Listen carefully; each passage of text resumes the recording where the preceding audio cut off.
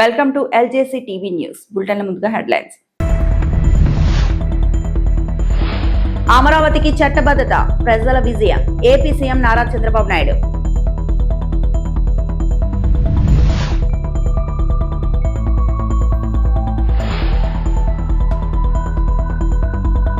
Telangana rising లో పెట్టుబడులకు ఆహ్వానం, CM Revanth Reddy.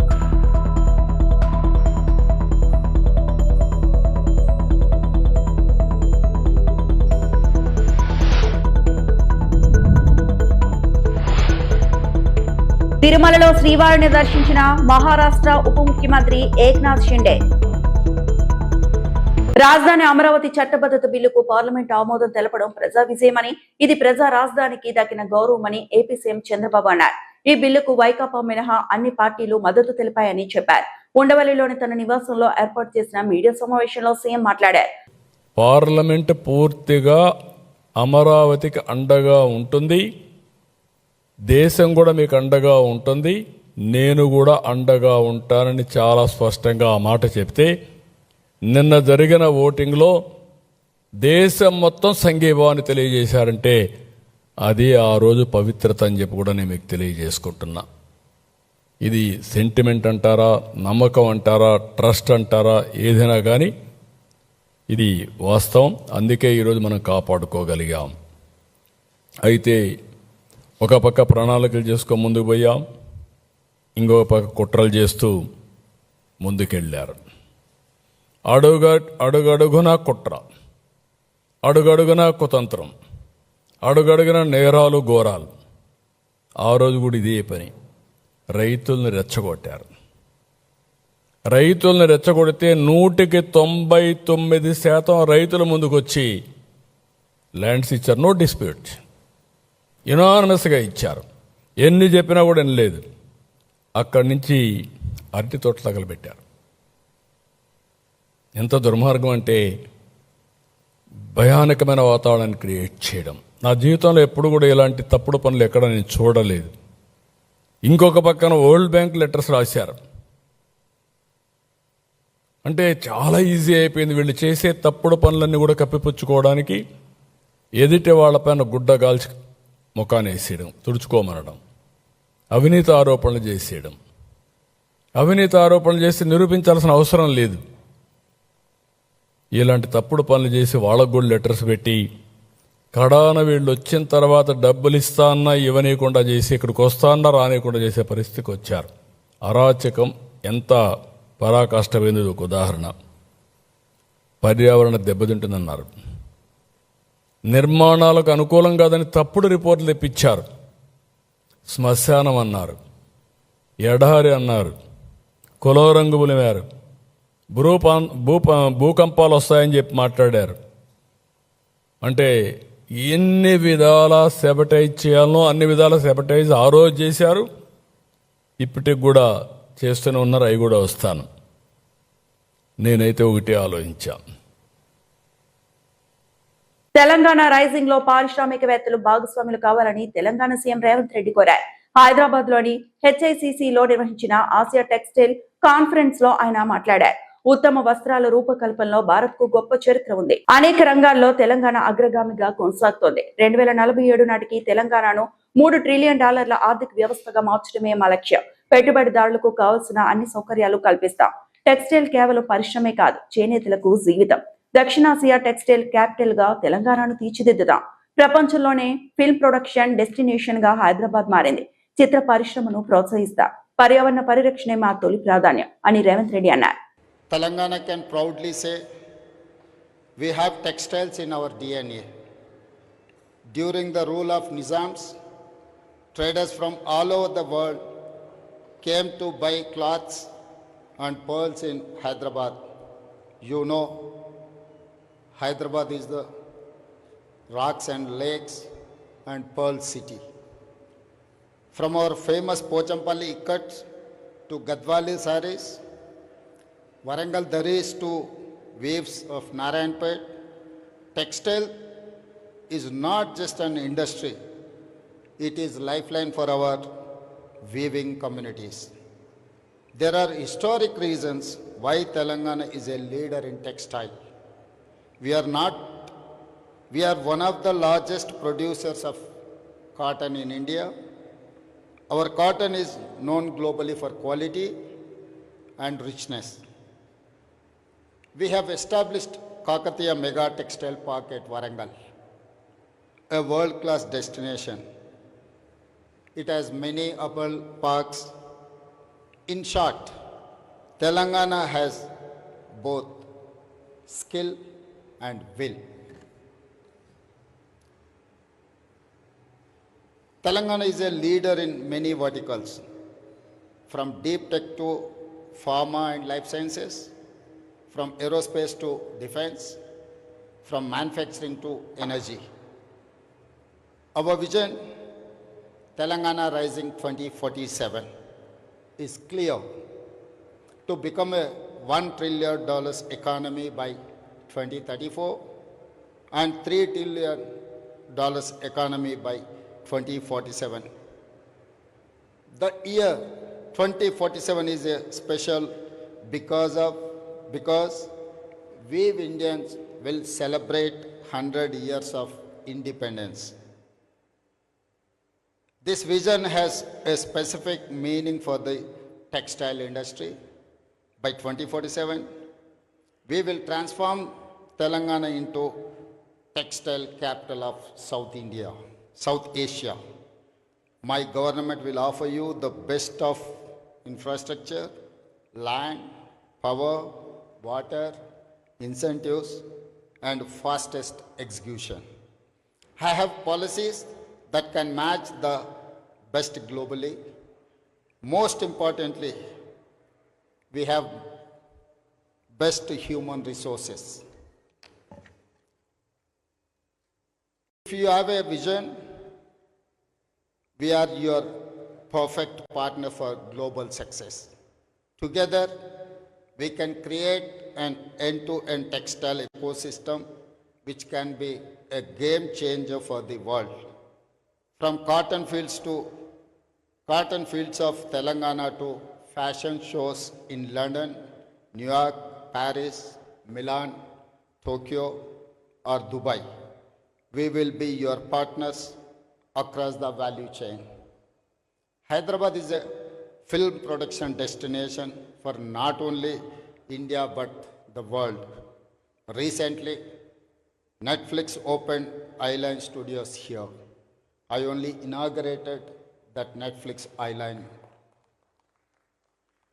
We have Tollywood and Bollywood using Hyderabad as a base, and now Hollywood has made its debut. We will encourage film industry to source their fashion also us. Environmental sustainability is our top priority, so we will create green textile hubs. తెలంగాణలో SC ఎస్టీలకు కాంగ్రెస్ ప్రభుత్వం ఏమీ చేయలేదని మాజీ మంత్రి హరీష్ రావు విమర్శించారు.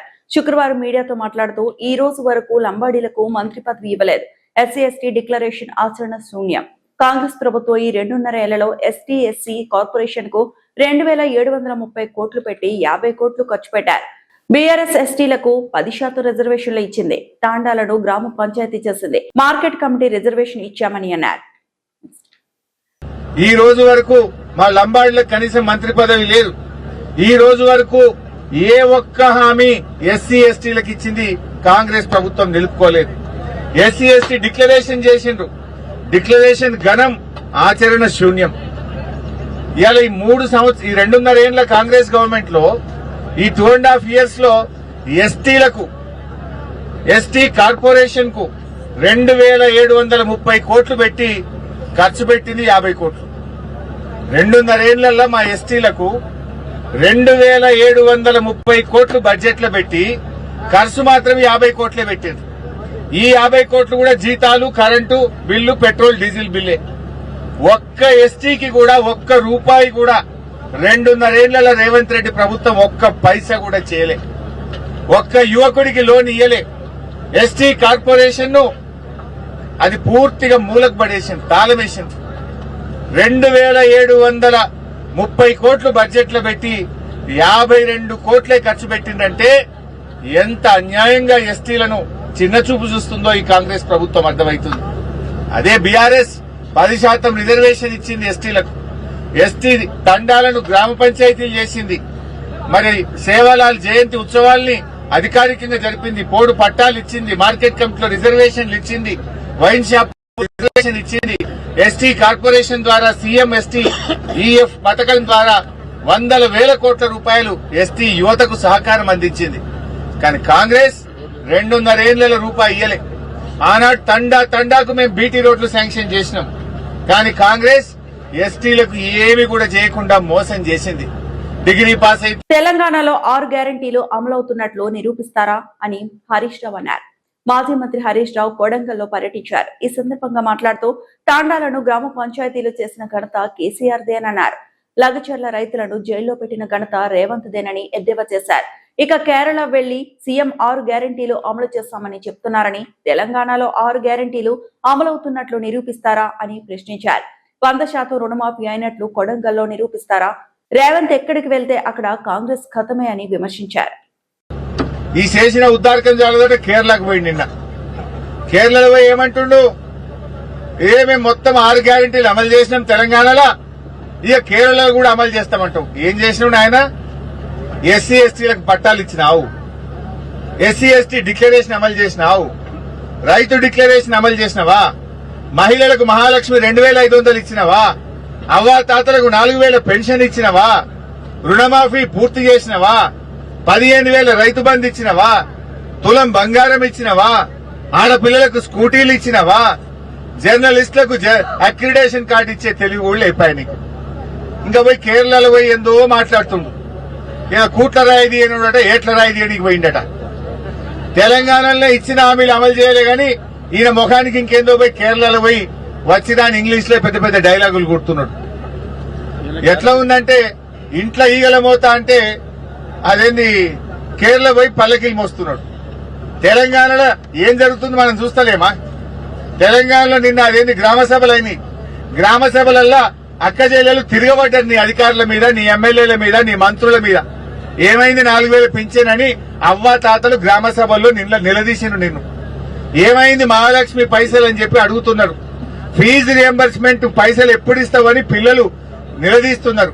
నీ 2 లక్షల ఉద్యోగాలు ఏమైనాయి అని గల్లా పట్టుకుని నిరుద్యోగ యువత ఇవాళ నిలదీస్తా ఉన్నది. మొన్న అసెంబ్లీలో తేలిపోయింది.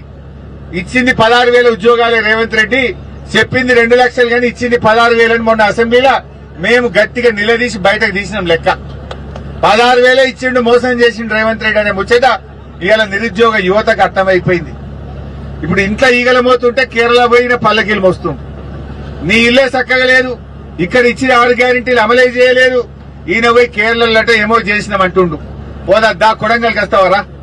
కొడంగల్ ఏ ఊరుకోదామా? మహారాష్ట్ర ఉప ముఖ్యమంత్రి ఏక్నాథ్ షిండే తిరుమల శ్రీ వెంకటేశ్వర స్వామి వారిని దర్శించుకున్నారు. తిరుమలకు చేరుకున్న ఆయనకు ఆలయ అధికారులు సాదర స్వాగతం పలికారు. శుక్రవారం ఉదయం జరిగిన స్వామివారి అభిషేక సేవలో ఉప ముఖ్యమంత్రి ఏక్నాథ్ షిండే పాల్గొన్నారు. అనంతరం రంగనాయకుల మండపంలో వేద పండితులు ఆయనకు వేద ఆశీర్వచనం అందించగా ఆలయ అధికారులు శ్రీవారి తీర్థ ప్రసాదాలు, పట్టు వస్త్రాలు అందజేశారు.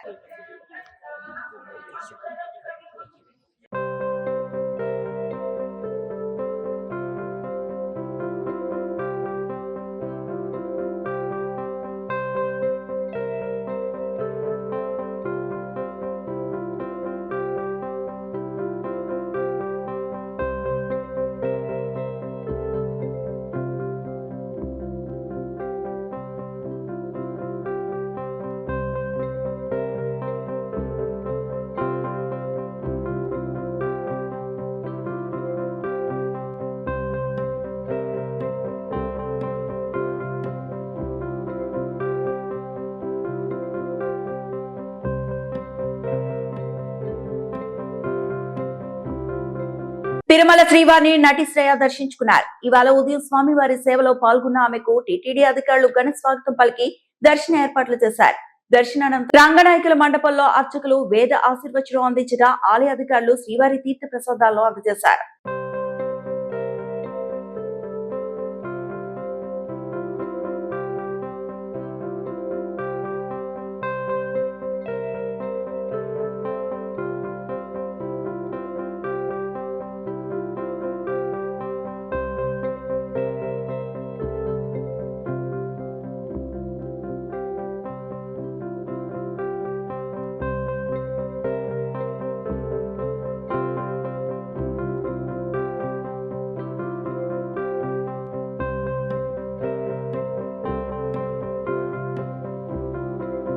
టీటీడీ చైర్మన్ బిఆర్ నాయుడు రాజీనామాను డిమాండ్ చేస్తూ రేపు వైఎస్ఆర్సీపీ చేపట్టే కార్యక్రమం పూర్తిగా శాంతియుతమైందని మాజీ చైర్మన్ భూమన కరుణాకర్ రెడ్డి తెలిపారు. ఇందులో ఎలాంటి ర్యాలీలు, ఆందోళనలు ఉండవని, కేవలం దేవాలయాల్లో ప్రత్యేక పూజలు, ప్రార్థనలు మాత్రమే నిర్వహిస్తామని స్పష్టం చేశారు. ప్రజాస్వామ్య హక్కుల పరిధిలో భక్తిభావంతో చేసే ఈ పూజలను అడ్డుకోవడానికి పోలీసులు సెక్షన్ 30 అమలు చేయడం సరికాదన్నారు. ఆంక్షలు ఉన్నప్పటికీ ముందుగా నిర్ణయించిన ప్రకారం కార్యక్రమం ప్రశాంతంగా కొనసాగుతుందని ఆయన ఒక ప్రకటనలో పేర్కొన్నారు. టీటీడీ పాలక మండలి అధ్యక్షులు శ్రీ బిఆర్ నాయుడు గారి అనైతిక అరాచక కార్యకలాపాల వలన అత్యంత పుణ్యక్షేత్రము, పరంధాముని యొక్క దివ్యక్షేత్రము అయిన వెంకటేశ్వర స్వామి ఆలయ పవిత్రతకు తీరని విఘాతం కలుగుతున్నటువంటి కారణంగా ఆయన రాజీనామా చేయాలన్నటువంటి డిమాండ్ సర్వత్రా మొత్తం 140 కోట్ల మంది హిందువుల నుంచి కూడా బలంగా వినిపిస్తుంది. కానీ ఎందుకనో ఆయన రాజీనామా చేయకపోవటము, ముఖ్యమంత్రి గారు ఆయన్ను తొలగించకపోవటంతో హిందూ సమాజం మరింతగా కలత చెందుతుంది. బిఆర్ నాయుడు గారు ఆ ఉద్యోగం నాకేం పెద్ద అవసరం లేదు, నాకు చాలా వ్యాపారాలు ఉన్నాయి అన్నటువంటి మాటలు కూడా మనమందరం కూడా మీడియా ద్వారా విన్నాం. దానికి తోడు అదనంగా ముఖ్యమంత్రి గారు బిఆర్ నాయుడు గారు కనపడ్డ మొన్న వాళ్ళ మనవడు పుట్టినరోజు సందర్భంగా కావచ్చును, నిన్న ఒంటిమిట్టలో జరిగినటువంటి కోదండరామస్వామి వారి కళ్యాణ మహోత్సవంలో కావచ్చును, బిఆర్ నాయుడు గారి పట్ల చాలా నిర్లిప్తత, నిర్లక్ష్యంగా వ్యవహరించినటువంటి విషయాలు కూడా ప్రసార మాధ్యమాల ద్వారా అందరూ కూడా చూడటం జరిగింది. ఇంత జరిగాక కూడా బిఆర్ నాయుడు గారు ఆ పదవి పట్టుకొని ఊగులాడటం అన్నది క్షంతవ్యం కానటువంటి విషయం. ఆయన చేసినటువంటి తప్పిదానికి బిఆర్ నాయుడు గారిని తొలగించాలని వైఎస్ఆర్ కాంగ్రెస్ పార్టీ చాలా రోజులుగా డిమాండ్ చేస్తున్నది. రేపు 175 నియోజకవర్గాలలో ముఖ్యమైనటువంటి దేవాలయాలలో, ఎంపిక చేసుకున్నటువంటి దేవాలయాలలో బిఆర్ నాయుడు గారి రాజీనామాను కోరుతూ ప్రత్యేకమైనటువంటి పూజలు చేయించవలసిందిగా మా పార్టీ అధిష్టానం అందరినీ ఆదేశించటం జరిగింది.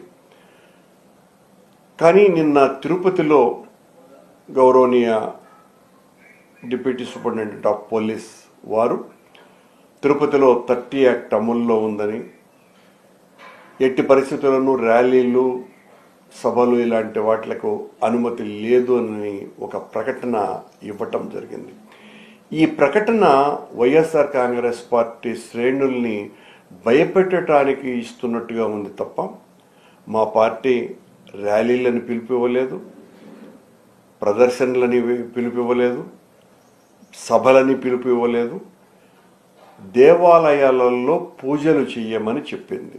ఆ పూజలు చేయటం ద్వారా సందేశాన్ని ఇవ్వవలసిందిగా కోరుతుంది.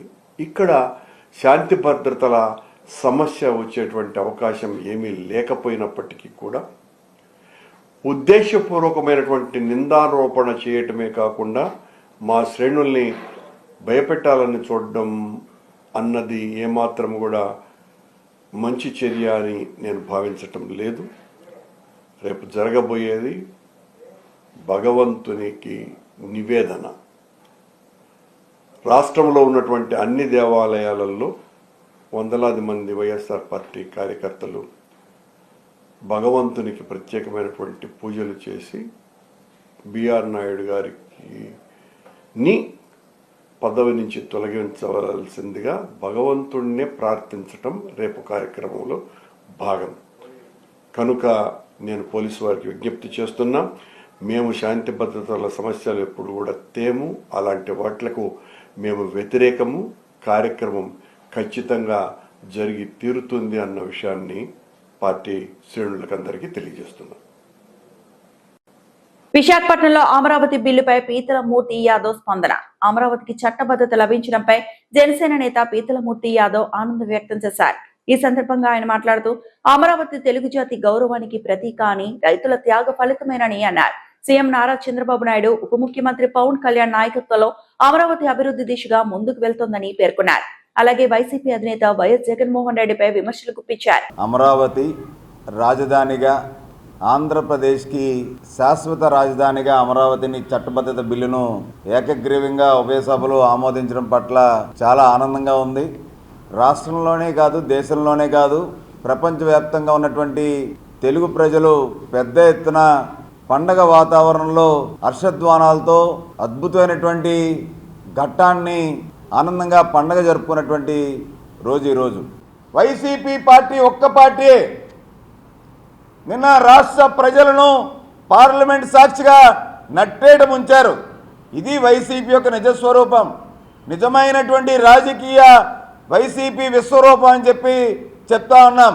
ఇప్పటికైనా జగన్ బుద్ధి తెచ్చుకొని, జగన్ కనుక అమరావతి రాజధానిగా ఒప్పుకొని రాష్ట్ర ప్రజలకు క్షమాపణ చెప్తే జగన్ కాళ్ళ కడిగి ఆ నీళ్ళు నా నెత్తి మీద జల్లుకుంటాను. ఇప్పటికైనా జగన్ నీ మనసు మార్చుకో.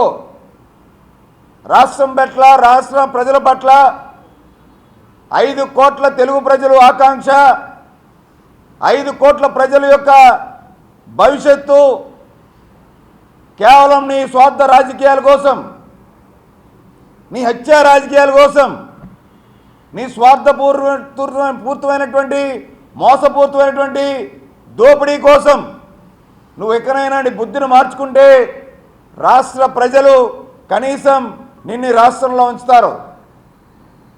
ఇప్పుడు నువ్వు ఎక్కడ ప్యాలెస్ కట్టుకుంటావు, ఏ పేరుతో ప్యాలెస్ కట్టుకుంటావు? మావిగన్నా, జగనా, గొడ్డలా? అసలు ఏంటి అంటే నీకు గన్ కల్చర్ అలవాటు, నీకు ఫ్యాక్షనిజం అలవాటు. నీకు ఆ గన్ కల్చర్లో ఉండి ఇవాళ రాజధానిని కూడా మావిగన్ అనేటువంటి పేరుతో నువ్వు ఇవాళ వ్యవహరిస్తున్నావు అంటే మతి భ్రమించి ఇంకా ఈ రాష్ట్ర ప్రజలు నిన్ను కేవలం 11 సీట్లకు ఏదైతే కూర్చోబెట్టారో, పూర్తిగా నీ పార్టీని బంగాళాఖాతంలో ఏదైతే కలిపేశారో, ఈ రాష్ట్రం సర్వతోముఖాభివృద్ధి ఏదైతే అభివృద్ధి చెందుతూ ఉందో చూసి ఓర్వలేక నువ్వు ఇటువంటి పిచ్చి పిచ్చి ప్రాలాపనలు పేలుతా ఉన్నావు. జగన్, ఇక్కడైనా నేను వైఖరి మార్చుకో, లేదంటే ఈ రాష్ట్రం నుంచి ఈ తెలుగు ప్రజలు, అమరావతి రైతులు నిన్ను తరిమి కొట్టక తప్పదని చెప్పి కూడా తెలియజేస్తున్నాం. నిన్న రాష్ట్ర ప్రజలను పార్లమెంట్ సాక్షిగా నట్టేట ముంచారు. ఇది వైసీపీ యొక్క నిజస్వరూపం, నిజమైనటువంటి రాజకీయ వైసీపీ విశ్వరూపం అని చెప్పి చెప్తా ఉన్నాం. ఇప్పటికైనా జగన్ బుద్ధి తెచ్చుకొని, జగన్ కనుక అమరావతి రాజధానిగా ఒప్పుకొని రాష్ట్ర ప్రజలకు క్షమాపణ చెప్తే జగన్ కాళ్ళ కడిగి ఆ నీళ్ళు నా నెత్తి మీద జల్లుకుంటాను. ఇప్పటికైనా జగన్ నీ మనసు మార్చుకో. రాష్ట్రం పట్ల, రాష్ట్ర ప్రజల పట్ల 5 కోట్ల తెలుగు ప్రజలు ఆకాంక్ష, 5 కోట్ల ప్రజల యొక్క భవిష్యత్తు కేవలం నీ స్వార్థ రాజకీయాల కోసం, నీ హత్య రాజకీయాల కోసం, నీ పూర్తమైనటువంటి మోసపూరితమైనటువంటి దోపిడీ కోసం నువ్వు ఎక్కడైనా నీ బుద్ధిని మార్చుకుంటే రాష్ట్ర ప్రజలు కనీసం నిన్ను రాష్ట్రంలో ఉంచుతారు. ఇప్పుడు నువ్వు ఎక్కడ ప్యాలెస్ కట్టుకుంటావు, ఏ పేరుతో ప్యాలెస్ కట్టుకుంటావు? మావిగన్నా, జగనా, గొడ్డలా? అసలు ఏంటి అంటే నీకు గన్ కల్చర్ అలవాటు, నీకు ఫ్యాక్షనిజం అలవాటు. నీకు ఆ గన్ కల్చర్లో ఉండి ఇవాళ రాజధానిని కూడా మావిగన్ అనేటువంటి పేరుతో నువ్వు ఇవాళ వ్యవహరిస్తున్నావు అంటే మతి భ్రమించి ఇంకా ఈ రాష్ట్ర ప్రజలు నిన్ను కేవలం 11 సీట్లకు ఏదైతే కూర్చోబెట్టారో, పూర్తిగా నీ పార్టీని బంగాళాఖాతంలో ఏదైతే కలిపేశారో, ఈ రాష్ట్రం సర్వతోముఖాభివృద్ధి ఏదైతే అభివృద్ధి చెందుతూ ఉందో చూసి ఓర్వలేక నువ్వు ఇటువంటి పిచ్చి పిచ్చి ప్రాలాపనలు పేలుతా ఉన్నావు. జగన్, ఇక్కడైనా నేను వైఖరి మార్చుకో, లేదంటే ఈ రాష్ట్రం నుంచి ఈ తెలుగు ప్రజలు, అమరావతి రైతులు నిన్ను తరిమి కొట్టక తప్పదని చెప్పి కూడా తెలియజేస్తున్నాం. శ్రీకాళహస్తిలో ఎమ్మెల్సీ బాబు రాజేంద్ర ప్రసాద్ కుటుంబ సమేతంగా శ్రీకాళహస్తి ఆలయాన్ని దర్శించుకున్నారు. ఆలయ అధికారులు, బీజేపీ నాయకులు, వేద పండితులతో కలిసి స్వాగతం పలికి ప్రత్యేక దర్శన ఏర్పాట్లు చేశారు. అనంతరం స్వామి అమ్మవారిని దర్శించుకుని తీర్థ ప్రసాదాలు స్వీకరించారు. ఈ సందర్భంగా ఎమ్మెల్సీ మాట్లాడుతూ అమరావతి బిల్లు ఆమోదం చారిత్రాత్మకమని ప్రధాని నరేంద్ర మోడీ, సీఎం నారా చంద్రబాబు నాయుడులకు కృతజ్ఞతలు తెలిపారు. అమరావతి రాష్ట్ర ఏకైక రాజధానిగా ఉండడం ప్రజల విజయమని అన్నారు.